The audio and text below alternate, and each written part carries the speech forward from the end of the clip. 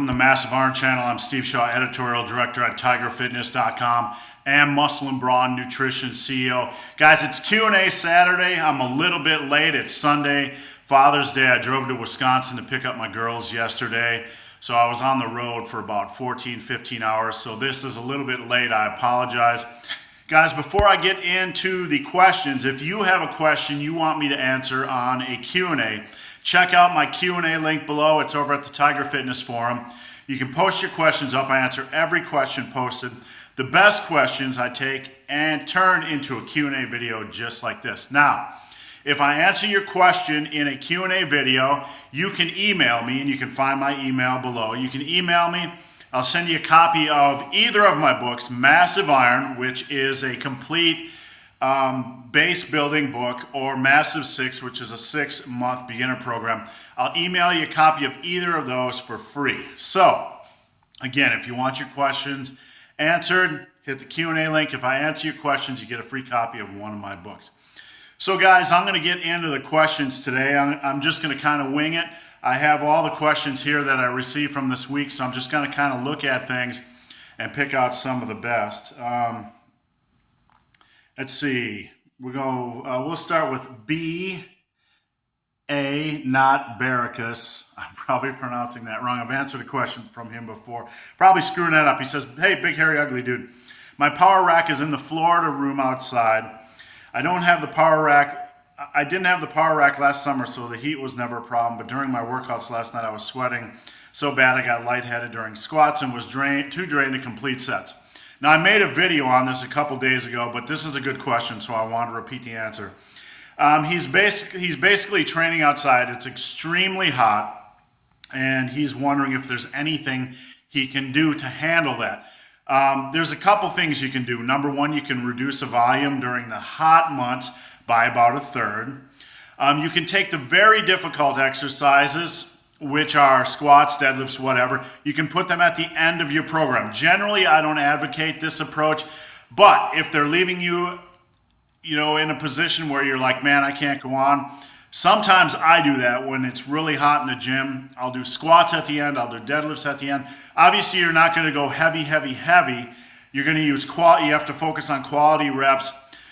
These types of days when it's too hot, you're feeling drained, whatever, they are thrive days. They're survive days. You're just trying to survive the workout, make a little bit of progress, as opposed to thriving and just crushing massive PRs. That's another thing you can do. Put those big lifts at the end of the workout. You could also switch to more of a bro split during the hot summer months. Just do one big challenging exercise right out of the gate, and then do like machines or cables or whatever, dumbbell work. So you could do one big hitter and then move on to the other assistance type of work. So I hope that helps. Let's look at the next question here. It is from Windjammer. He says, "Hey, big, hairy, ugly dude, I tried to implement the rep goal system with a rep goal of 15 in my last 2 workouts. It was good, and I got a few reps, the workout, etc., etc. I packed up around the second exercise. There's some kind of break-in period for the rep goal system. So he's basically, he used the rep goal system, and he basically is trying to figure out, he was very fatigued, wants to know if there's a break-in period for the rep goal system. Well, here's the thing. Yeah, there's usually a break-in period for any type of new training approach, rep goal system, whatever. The key thing to remember is the rep goal system isn't magical. What it is focusing on is pushing sets for as many quality reps as possible. Most of you guys aren't used to training like that, so it can be a far more challenging type of training. That is why when you do the rep goal system, you don't need a ton of volume. You just go in, make every set count.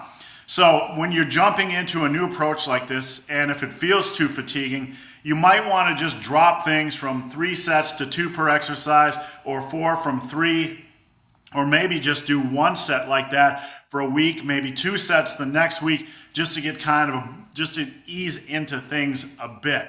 So yeah, it's going to be challenging. There's going to be some break-in period. It's not going to feel good, but that's a good sign. That means it's working.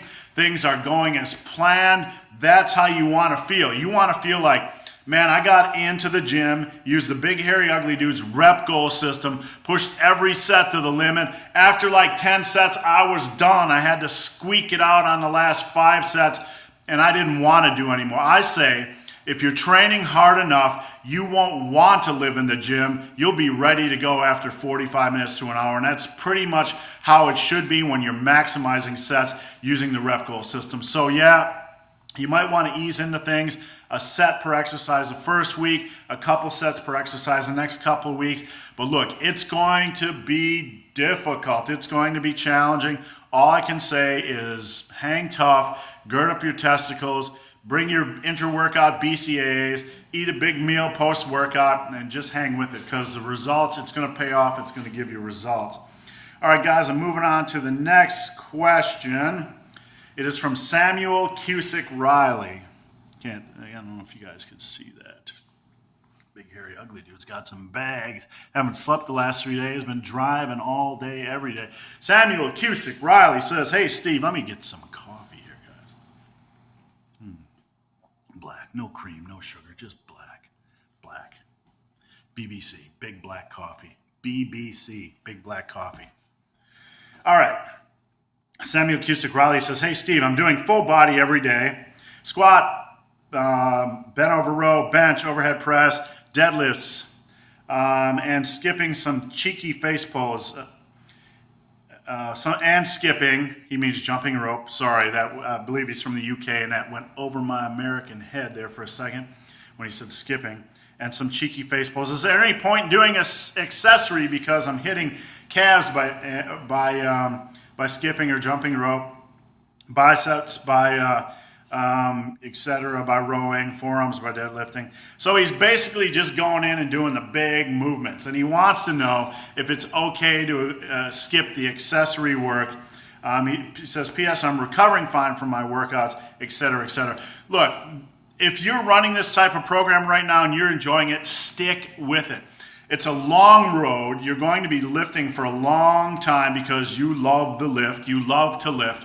So look, the Big Hairy Ugly Dude, sometimes I do minimalistic programs like that as well, where I'll just go in and do boom, boom, boom, the big exercises and forget assistance work. And sometimes when time is short, I can't do a full body, or I don't have the time or energy to do a powerlifting or power building type of routine, I'll do a bro split. So do what you want at any given time. Just focus on progression. Now, the only downside, and you need to know this, when you're not doing assistance work or accessory work, is that you're going to lose some size in those muscle groups that you ignore. So even if you're doing the big lifts, expect to lose some arm size, some calf size, etc. When I was training for powerlifting exclusively, I just did the big lifts for 3, 4, 5 years. I didn't do any biceps, I didn't do any triceps, and my arms lost about an inch, even though I was at the strongest I had ever been. Right now, you can't tell on this camera, they're probably about 18.75 inches cold. At the peak in powerlifting, they were about 18.5, 18.75 at 346 pounds. Here I am almost 100 pounds lighter, and my arms are the same size, because the past year and a half I've been adding arm work in. I've seen my arm size go back up. So you can train like that in the short term, but don't panic when I tell you like you might lose a little bit of arm size, a little bit of calf size because you're not doing direct work.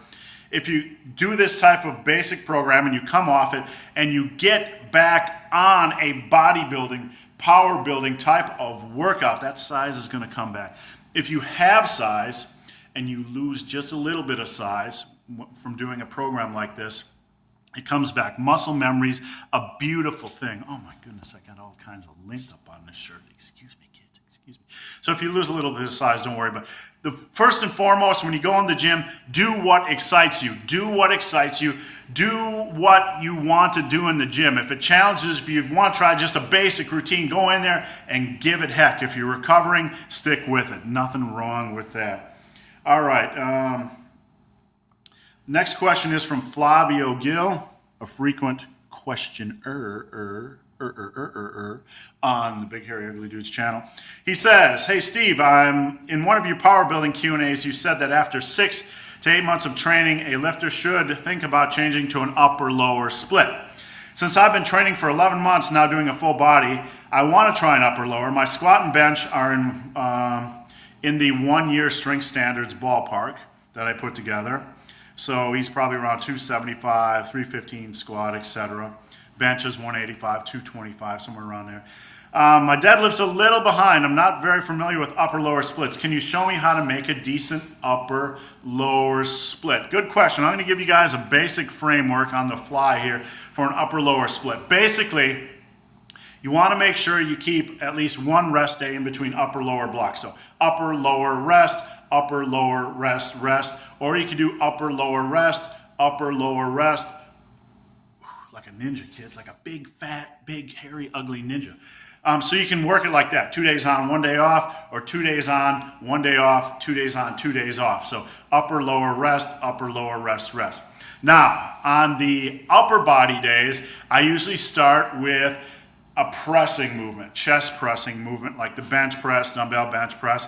So you have chest, then I jump into a back exercise, like barbell rows, dumbbell rows, whatever, and then I jump over to a shoulder exercise. I want to put a row in between chest and shoulders because that gives my triceps a little bit of break. It allows my shoulders to get a little bit of a break. In my chest, it allows the pressing movements to take a little break before I jump back into another pressing movement. So chest, shoulders, or excuse me, chest, back exercise, and we're not putting deadlifts on your upper body days. We're not putting deadlifts on your upper body days.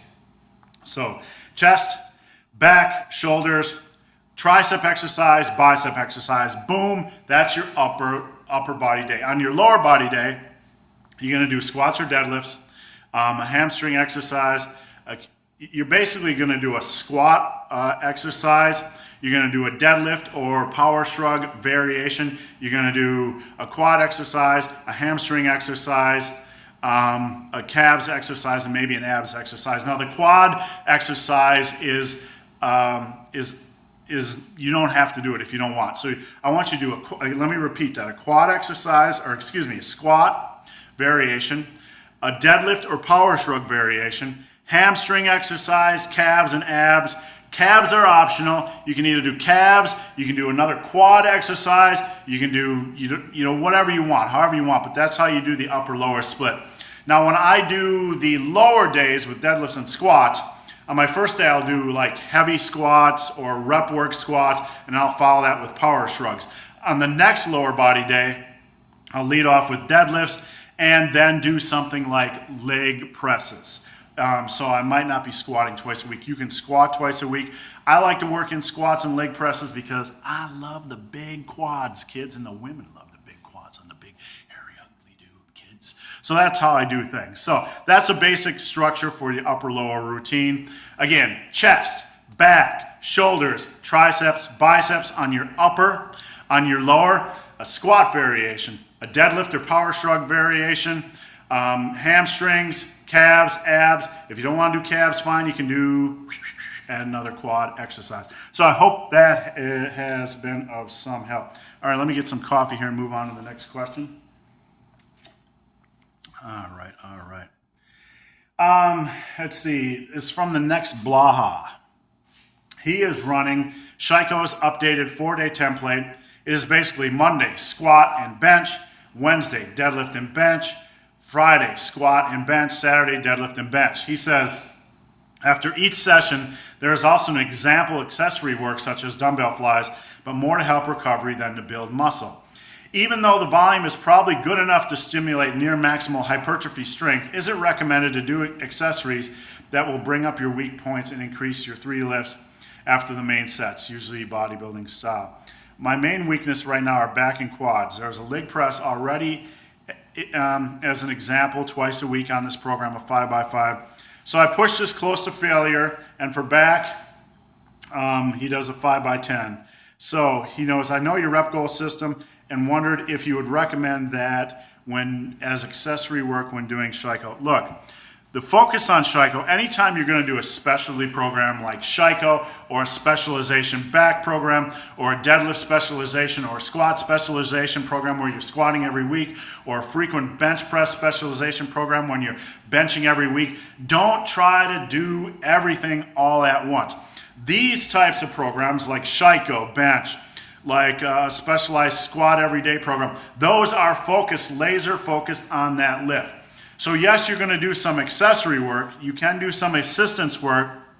If you are going to try to push that type of work, don't do a lot of volume. Don't do a lot of sets, push near to failure. If you want to do one all out, like if you're squatting frequent times a week and you want to add in, say, a leg press twice a week, I would only do one balls out set where you're pushing that for as many reps as possible.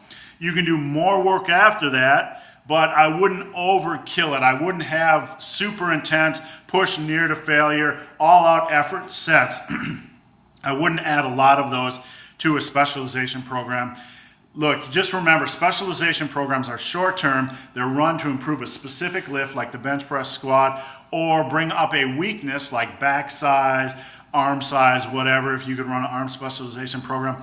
So don't worry about everything else when you're doing these types of programs. Focus on the specialization. Put your energy into that specialization. And if you want to do a few accessory works or assistance work, don't overkill the volume. Don't push too many sets, maybe one, maybe two sets per day. Push close to failure, not to failure, depending on how you feel on that given day. Listen to your body. Understand how you're recovering. If you're not recovering enough, eat more food. Eat more food right there. Put it in that pie hole, kids. Eat more food. So I hope that has helped TheNextBlaha. I hope that made some sense. You can do any type of assistance or accessory work you want. Just don't overkill it. Don't overkill the volume. Don't push too many of those sets close to failure. Focus, specialize on what you're specializing on. Specialize on what you're specializing on. All right, let's see here. Next question is from Jdru. I don't know what he drew. He just drew something. Jdru, just kidding, kids. Bad humor from an old man. Jdru says, through fat loss, I discovered the kettlebell snatch. We all like saying the word snatch, especially a big, hairy, ugly dude. And have subsequently taken a liking to it to the point where he'd like to compete. However, I have fallen back in love with heavy weightlifting as I used to be a thrower in college.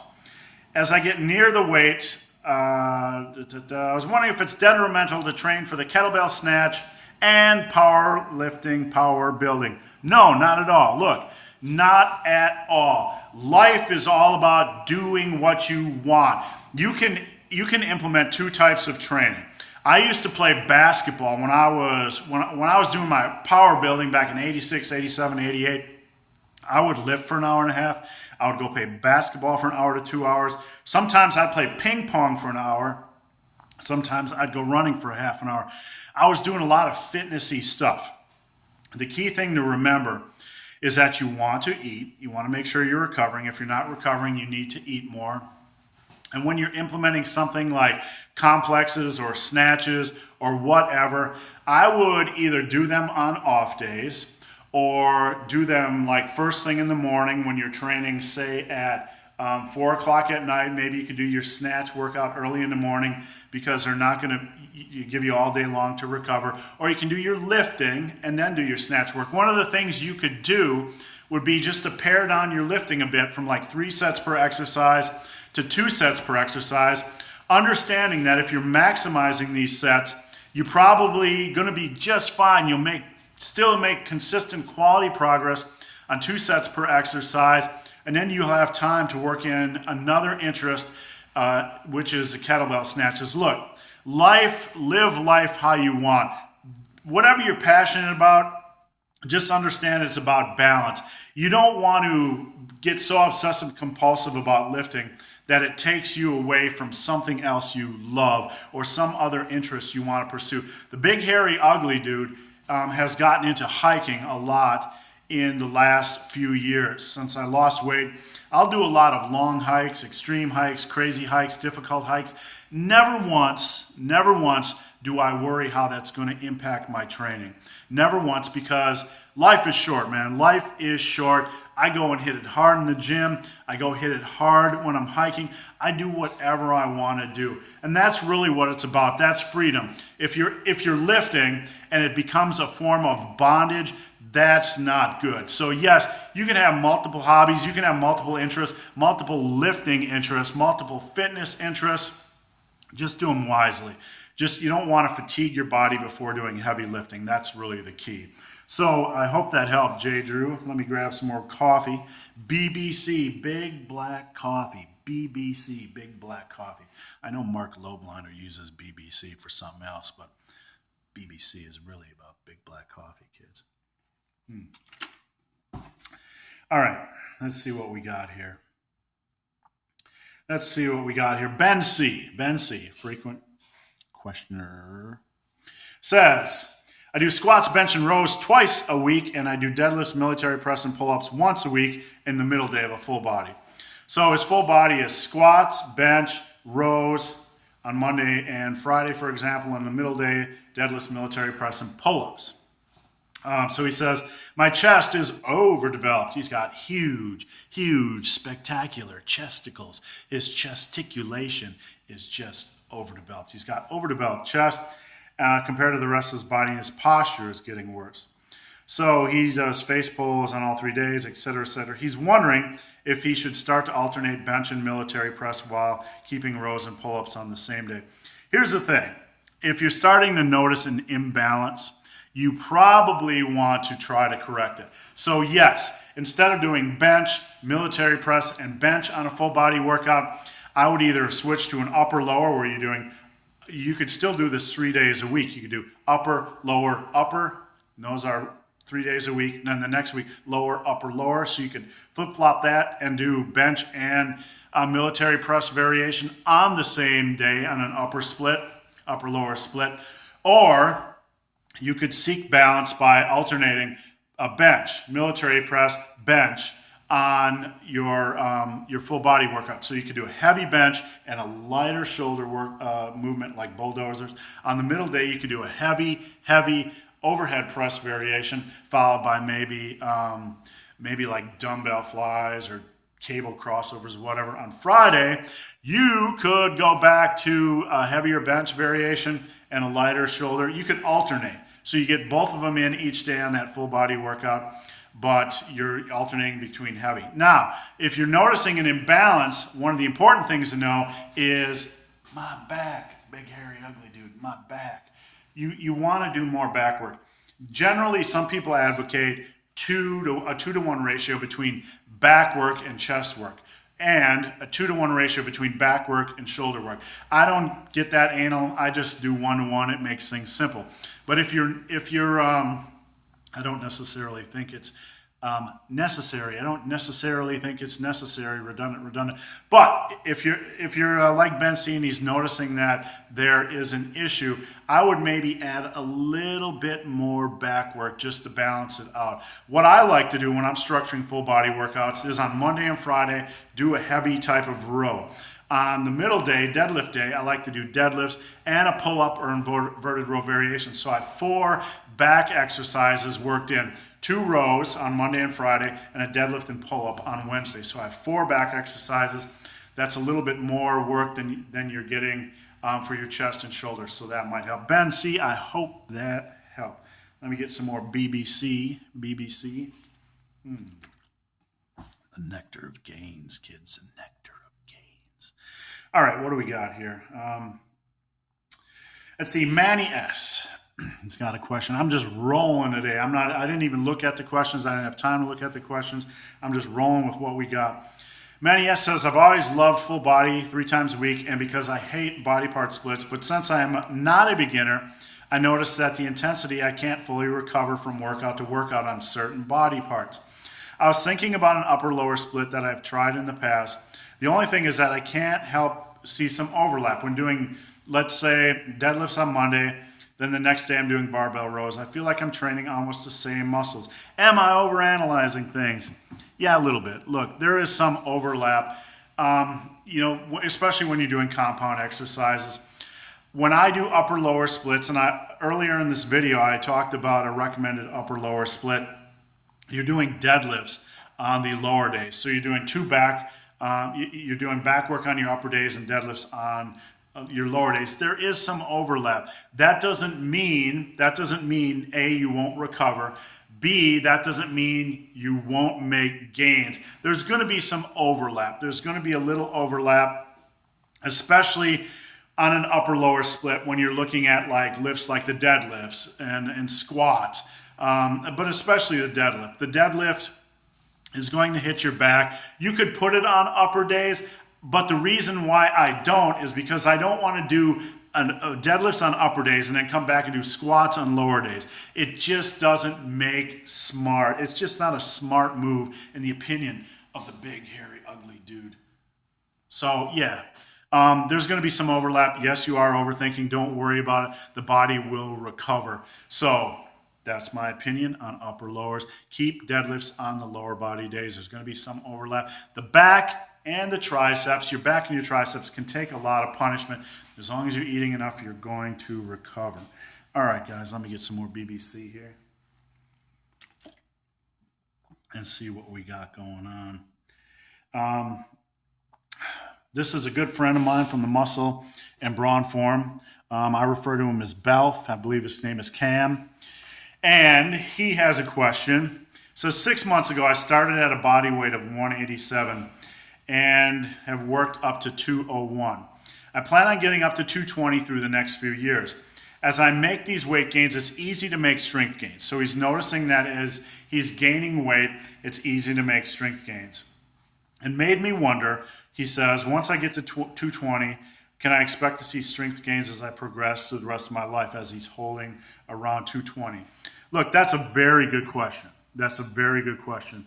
When you start at a normal average weight and you start power building, muscle building, strength training, and you start to slowly gain weight, you're going to gain weight like this. Okay, you're going to gain a little weight. A lot of that's going to be muscle. You're going to make consistent strength gains. But after 2, 3, 4 years, after about 3 or 4 years, you're going to have about 90 to maybe 95% of all the strength you're going to have, and that's for the average individual who isn't powerlifting obsessed.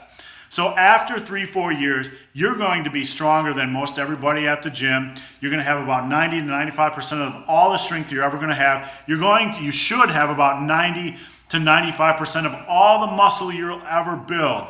So at that point, it doesn't make any sense. It doesn't make any sense to keep trying to gain weight. Yes, you can make slow, steady progress, but understand that as a natural, once you get to that 3, 4, 5 year period, there's not a lot more muscle to build. There's not a lot more strength to gain. So you either have to train smart and be very patient, because it might take you from year 5 to year 15 to put 50 more pounds on your bench press. As a natural, that's just reality. If you're at, like, say, a 315-pound bench press after 4 or 5 years in the gym as a natural and you weigh like 220, that's a good bench press. If you want to get it up to 365, it might take you 3 years. It might take you 5 years. It could take you 10 years. So at this point, you don't want to rapidly gain weight. You just want to stick with what you're doing. Fight for a few reps, fight for ounces and pounds of strength gains over the next 5, 10 years. So I don't recommend eating and gaining a lot of weight unless you want to become a super heavyweight powerlifter. And look, I've been a super heavyweight powerlifter. I've been one of the top over 40 super heavyweight powerlifters that have ever walked planet Earth. My powerlifting total was close to 1,900, maybe as high as 1,950 in the gym. I bombed at the meet because I got very sick because I was a big, fat, overweight powerlifter. So look, I don't recommend for 99.9% of you that you ever try to eat your way up into those super heavyweight ranks. If you become near elite level at 220 pounds as a natural, as far as strength standards, and you want to make the jump to 242, I'd take a couple years to get up there and milk that and see what kind of strength gains you have. But no, once you get to around 220 pounds, Cam, you're going to have 90, 95% of all the strength and muscle you ever build. And you just have to ground yourself in the fact, the reality that progress is still going to come after that point. It's going to come very, very slowly. That's a natural game. That's the way the natural game works. Don't panic. Just understand that, and just be good with it. All right, let me get some more BBC here. All right, let's see what we got. Here. Windjammer says, I often feel very tired after working out, so it's hard to concentrate on studying that I have to do later. What does this mean? What should I do? I'll tell you exactly what you should do. You need to cut back the volume, or you need to cut back the amount of training days, because school is more important. Look, I'm not lecturing you. When I was in college, some of you guys know this, I was so obsessed with lifting that I started to skip classes. I got 2.5 years in college.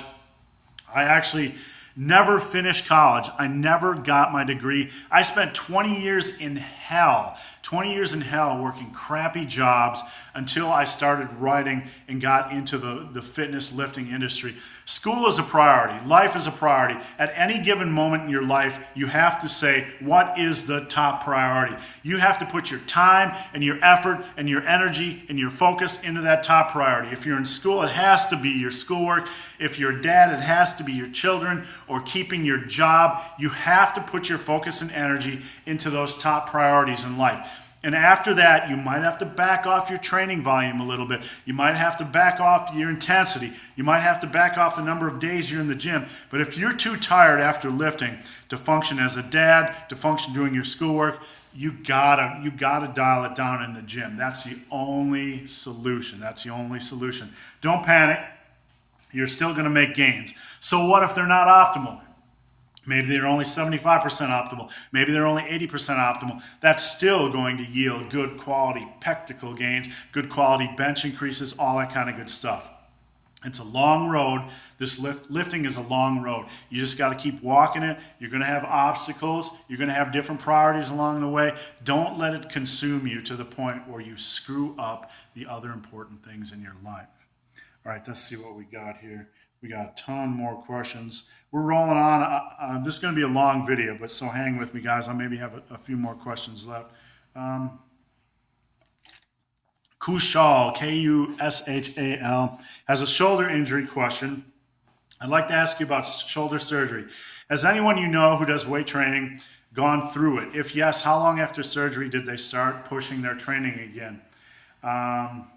Look, I went through a shoulder tear when I was a machinist, and I was a machinist because I didn't finish college because I was too busy lifting.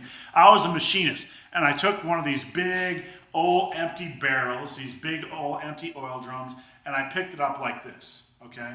Oh, look, I have lat syndrome. I picked it up like this, and I tore my shoulder. Now, even though I didn't have to have surgery, I could not bench heavy. I had to start with the bar. So one day I was benching 365 for reps. The next day, I had a shoulder tear, and I could barely bench the bar. Here's the thing you need to know about recovering from an injury. Don't push things. Slow, go slow. I started with cutoff, so let me start again. I started off with about 45 pounds, and look, it took me a long time. It took me 8 months just to get back up to 315 pounds. I had to go slow. I started with 45 pounds, then I did 50 pounds, then I did 55 pounds. There was a point when I got to 135 pounds, it felt like I was never going to get my bench press back up to where I wanted. But after you're recovering from an injury, you need to know the strength will return eventually. You need to take your time. You need to be patient. You need to not push things. You need to be very methodical, very slow. Take your time. You will get back to where you need to be. All right, Kushal, I hope that helps. Let me get some more coffee here. Harbolt has a question about knee tendonitis. And I made a video about this one. I want to talk about it again. Would you recommend staying completely away from lower body work when training around quadriceps tendonitis? Look, there are a couple things over these 30 long ass years that I've been training that I've learned about quadricep tendonitis. And they're not the only causes of quad tendonitis or tendonitis above the knee tendonitis, but they're possible causes. A lot of times in the lifting realm, you'll hear, you must break at the hips, do not break at the knees. Bull crap. Everybody's different. I break at the knees and then I sink. I never concentrate on pushing my hips back. Why? Because it wasn't something I was ever taught as a young lifter. Now, you don't have to be a hip break squatter, meaning you drive your hips back and then you sink. Don't just ignore that noise. For some of you, it's best to break at the knees and then let your hips come back naturally. That's how I squat. It's not like I'm all knee. I just break at the knees and then I let my hips come back naturally.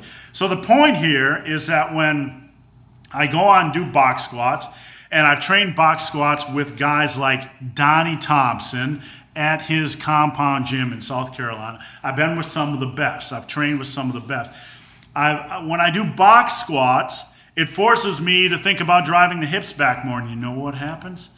I tend to pick up knee quadricep tendonitis because I'm not used to pushing my knees out. I really have to concentrate on pushing my knees out. So the point here is there's certain things you do in the gym that can contribute to quadricep tendonitis. Moving to box squats and not understanding that, yes, it can change your form. Your stance. You could do a squat, tweak on your stance, and it could give you tendonitis. You could be squatting high and not even knowing it, or squatting knees forward and not even knowing it. So, should you drop all lower body work if you have knee quadricep tendonitis? What you need to do, that's not really the question. The question is, have you had somebody analyze your squat to see if there are issues? You need to have somebody analyze your squat. You need to get recent videos of what's going on and see what's happening, because there's probably something that you're doing that is contributing to cause this issue, because that is a logical conclusion, because 99% of squatters do not get knee quad tendonitis. So something is likely going wrong. So you need to let somebody look at a video of your squats and see if there's anything that can be fixed. And you need to have somebody like the Big Hairy Ugly Dude or Mark Bell or some experienced coach help you out. So I hope that helped. All right, hold on, guys. We're rolling along.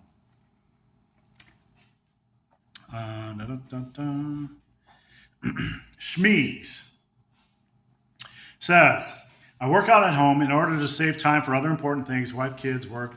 I do groups of supersets with 2 to 3 different exercises. I still use a rep goal system and increase the weight frequently. Boom, great. Progression, you got it, excellent. My workouts usually last about 45 minutes. Is this an effective method for power building? Oh, yes, it is. It doesn't matter how you get up the mountain, as long as you are fighting to get up the mountain, as long as you're making max effort on those sets, you're pushing those sets, you're trying to progress. It doesn't matter how long you train. Supersets, is that a good way? Yeah, absolutely, man. I want you to have time with your wife. I want you to have enough time to recover for work. So yeah, that's a quality method. I wouldn't change it. I wouldn't worry about sucking it up or going to Mad Cows 5x5. Stick with that. Have fun with it. Get in, do your 45 minutes, get out. So I hope that helped. All right, guys, let's see. Derik, what do we got here from Derik? This is from Derik, and a long video today, guys, but I want to get through these questions because it's been a busy week and I haven't had a chance to answer a lot of them on the forum yet. Derik says, I'm a recreational lifter, currently running the cutting version of Jason Blaha's novice program. I've decided to exclusively do 1 second pauses on my bench sets, no touch and go. My bench press grip is thumb's length outside of the smooth, so quite often close to being a narrow grip. I feel strongest in that position. I've heard various opinions on pause benches, and one thing I thought of is that pause benches will wreck your shoulders. Do you agree with this opinion? No, I don't agree with that opinion. Look, a bad form is the most likely culprit that will wreck your shoulders. If you're doing this type of bench pressing, the arms flared, flat back, no tightness in your upper body, noodly bench press, that's the big culprit that's going to wreck your shoulders. Anything on paper could theoretically wreck your shoulders. There's a lot of, oh my God, the sky is falling, the end is near, the world's going to collapse, we're all going to die type of talk when it comes to exercise. Listen to your body. Listen to what your body is saying. A couple sets of pause benches aren't going to wreck your shoulders, aren't going to wreck the shoulders for 99.99999999999% of human beings. Don't listen to all this panic mode. Just get good form. That's the best thing that can save your shoulders. Now, if you're doing a relatively narrow grip and you feel stronger at a narrow grip, it means you're tricep dominant. Pause benches help work that chest, help work you off the chest. So if you're going to do pause benches, you are better off going for a wider grip and working that weakness. That's going to help you most when using pause benches. Understand, being weak off the chest typically means you have a weak chest. So if you're going to do a pause bench, which works that chest, you need to widen your grip a little bit. Get those triceps a little bit out of the equation, work that chest more. So I hope, Derik, that has helped. All right, guys. Next question. This is the last question, or no, there's two more questions for the day. And this one is from Ray. Ray says, my question for you is about how to build mass on my trapeziums. Oh, yes, my favorite exercise. Traps are the new abs, kids. And middle neck. I would like thick necks and traps up to my ears, etc., etc. How do you build big traps? You build big traps a couple ways. Number one, deadlift. Number two, a second exercise you need to incorporate during the week is power shrugs. Not this mind, muscle, bowl crap. The traps are a strong-ass muscle group. You need to challenge your traps. Get straps, get VersaGrips, power shrug. Just like you're trying to clean, but keeping your arms straight. You're power shrugging. Get up to 500, 600, 700, 400, whatever. Slap those plates on. Power shrug your way. Make those traps work. Make those traps strain. Now, another way you can build big traps is to overhead press. I love behind the neck overhead presses. I did them for 20, 25 years. You don't bring them past above here, top of the ear level. You want your arms to be about parallel to the ground. And you bring them down here and you press them up. You can do that. That'll help build traps. You can really feel your traps working when you do BTNs. You can also do bulldozer laterals and upright row supersets with a dumbbell. So you grab a dumbbell, you do upright row, you do the bulldozer laterals like this. Boom, boom, boom. And then when you're done, you take that dumbbell down here, you do upright rows. That superset will help work your traps. So those are some simple things you can do to help build you humongousoid trapezoids. But you got to slap the weight on the bar and challenge those suckers. So last question is from Flavio Gil, a frequent questioner. All right, here we go. BBC. Flavio says, I'm looking at some of George Leeman's videos and found some interesting things. Like you, he doesn't like programs like 5x5 as he feels strength gains slow down too fast for most people. Yes, I believe that. I'm not a fan of linear progression because it forces you get so obsessed with adding 5 pounds to the next workout. It becomes a be-all, end-all. And a lot of guys, not everyone, not all, but a lot of less experienced lifters, a good portion of the ones who are using these programs, are pushing the weight at the expense of form. And I don't like that recipe. I prefer that guys auto-regulate their progression. Anyway, unlike other coaches, he doesn't believe lower rep ranges are better for strength. I agree. 90 to 95% of your strength isn't built with low reps. It's built with reps.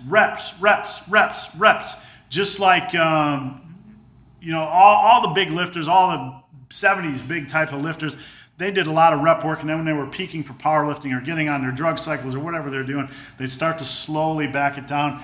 And then only a couple weeks at the end of their program, not all these guys, but a lot of these guys, then they'd start getting the lower reps. Lower reps are more like peaking. You don't have to do, here's the thing. 99% of you aren't powerlifters. 99% of you aren't bodybuilders. The best way for you to build strength is rep work. If you get to a wall where you haven't added anything to your squat in 3-4 months and you're squatting like 400 and you want to add more squat strength at that point, then it might be time to integrate some lower rep work. But most of you will never need that. You'll build all the strength you'll ever want training with rep work. I rarely, not since I've stopped directly training for powerlifting, I rarely do low rep work. And guess what? I'm stronger than most human beings walking the earth. When I do overhead presses, I'm doing like 3 to 5 sets of 10 on BTMs these days. I started with 155 because I hadn't done them in several years. I'm up to like 210 for 3 or 4 sets of 10. I do rep work. I'm building strength. I'm doing rep work. It's okay to work like that. It's okay to build strength like that. Let me make sure I didn't miss anything here in his question. He says, I want to know your opinion about this, Steve. If a guy was doing 35 reps with 200 pounds on a set of squats a few weeks ago, and now he's able to do 40 reps, he's getting stronger, isn't he? Oh, hell yes, you're getting stronger. You're getting a lot stronger. If you're doing, say, 225 pounds for 30 total reps on squats today, and you get to 225 pounds for 45 reps on squats, you're getting a lot stronger. You're not testing your max, but you are getting a lot stronger. I didn't test my squat max for, until 2008. I always did rep work, and I never went over 405 pounds. In 22 years, I never went over 405 pounds on my squat. Never. I always did rep work until 2008 when I first thought, hey, maybe I'll try this thing called powerlifting. The first time I tested my max, my squat max was 500. I've never tested my max before. I didn't know what to expect. So I built my squat up to a natural, kids, no needle in my ass, 500-pound squat and that's not impressive compared to a lot of these big guys, but it's still a 500-pound squat without doing any rep work. And at that point, I couldn't progress because I've been training so long. It was hard to add weight to my squat, so I needed to incorporate some lower rep work. But look, if you aren't a power lifter, even power lifters should be using hypertrophy or rep work in the off season. Look at Bill Kazmaier's program. Check out his program on the worldwide interwebs, or some of these other guys. They didn't thrive on low reps. 99% of you guys who aren't going to be power lifters just don't need to worry about too many low rep sets. If you want to dabble with them, that's fine, but they aren't needed for muscle building. They aren't needed for strength building for 99% of us. So guys, that's it for the Q&A video from the Big Hairy Ugly Dude. If I answered your question in the video, email me. My email's below. I'll send you a free copy of either of my books. And if you've made it this far in this video and if you have to subscribe to my channel, please do. I'd appreciate the support. If you want to connect with me on social media, Twitter, Instagram, Periscope, all that good stuff, all those links are below. So guys, as always, thanks for watching. Have a great day. I actually lift, kids. The Big Hairy Ugly Dude actually lifts. Not just all talk. I'm not some e-guru.